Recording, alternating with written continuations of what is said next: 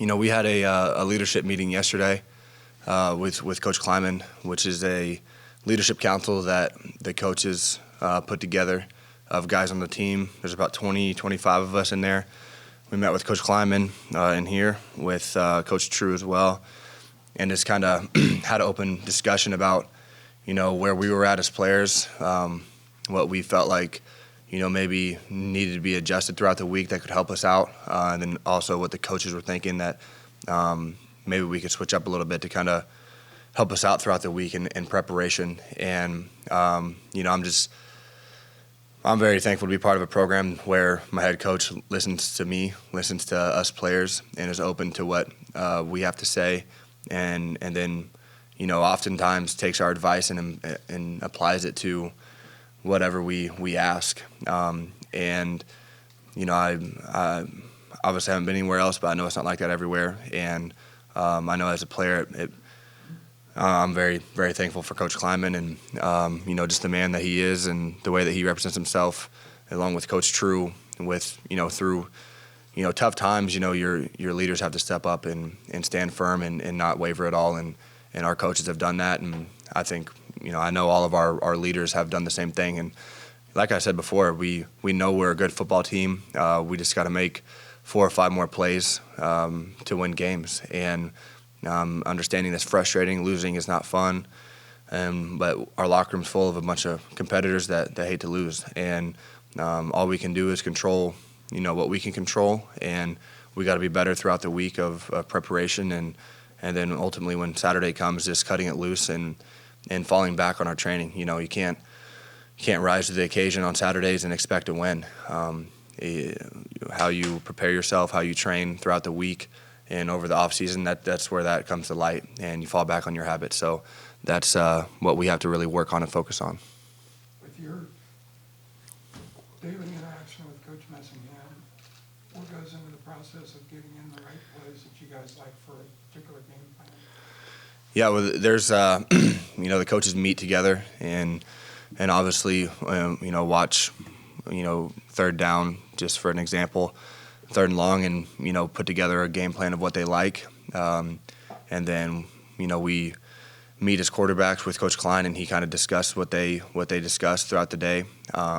Sometimes I'll come in here and sit with them too while they're game planning, and they're very open to, like what I said with Coach Klein, just our coaching staff is very open with my opinion, and ultimately, we're not gonna run any plays that I don't like or not a fan of, and I think that's super important, especially, obviously Coach Messingham's not my position coach, but we have a great relationship and we're on the same page all the time. And I think that's very important for us and our offense. And, I think our passing game has taken a huge step in the right direction over the past couple weeks. And guys are having confidence, understanding the schemes, understanding what the defense is doing and how we're going to attack it. We just gotta raise the bar even more, and we know that, and we're working and doing everything we can to do that. Skylar, is there any comfort in the fact that the 3 teams you lost to are 17-2, and just looking at there, and the schedule may change a little bit here for you guys now? Yeah, yes and no. We know they're really good football teams. But still, in saying that, we believe that, like I said, we make a play here and there that we put ourselves in a chance to win those games, and that's the frustrating part. Is there's obviously a lot that goes into each game, and every game is different. But they're all are good football teams. I think Oklahoma State's lost 1 game. Are they undefeated?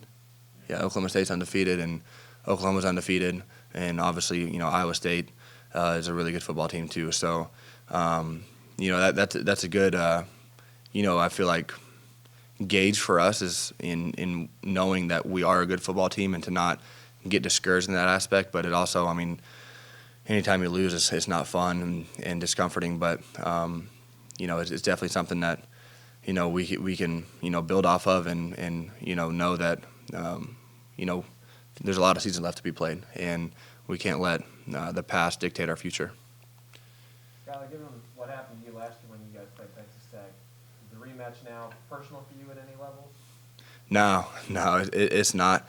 I know it's going to be a competitive game, and watching them on film, they're a good football team. They're 5-2 for a reason, and they're doing a lot of good stuff on defense, and mixing up a lot of different things and doing a whole bunch of different stuff to make it challenging on us on offense. But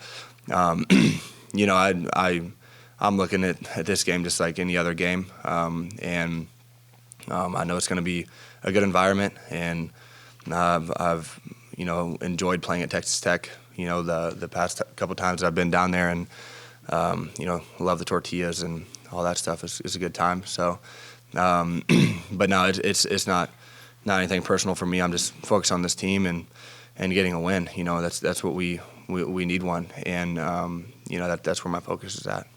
What jumps out on film about Texas Tech defensively?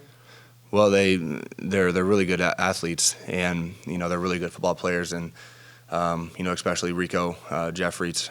He's a really good player, and those guys, they stick out on film. I mean, they fly around. They're built well. They're big guys and very athletic, long, and that makes it challenging for guys on offense who when defenses play that way. And I think they have, especially in their interior front seven, they have a lot of experience, especially their linebackers.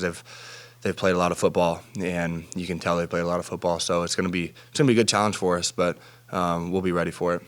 Yes, Scott, what I was going to ask is you touched on having played the 2 games there earlier in your career. Is it hard for you not to get kind of nostalgic about the 2017 game? Because that's really the one I think that kind of puts you on the map here, because you came in and led the fourth quarter comeback and won in overtime. Mm-hmm. It's a lot of good memories when you go down there to Lubbock. Yeah. I mean, like I said, I feel like both games that I've been a part of down there have ultimately, ended well for us. And it's the challenge is to go down there and do it for a third time. And obviously 2017 was, like you said, was a big game for me in my career, coming in at halftime and being down and winning in overtime. It was still to this day one of my favorite games here, and just it's exciting. It's exciting, and just knowing that every game is my last in this conference, and traveling, playing at home, away, whatever the case may be. Every game is a special opportunity that I won't take for granted. What impressed you about Tyrone Howell last game and adding him to the rotation?